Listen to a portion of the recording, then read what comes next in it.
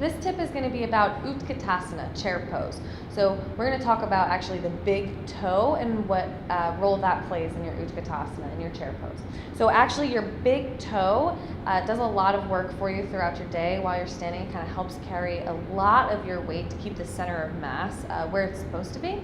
And so it actually does that work throughout your day. You want to utilize that in your chair pose. So when you're throwing off your center of mass, you're coming into a chair, you're sitting the butt back. So you want to sit the butt back so that the knees are as close to stacked over the ankles as possible.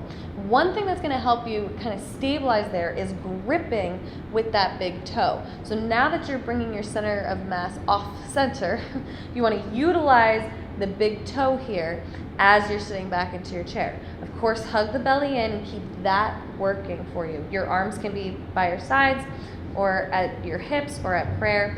Maybe think about looking at your big toe and gripping the mat, really putting your brain into the big toes there.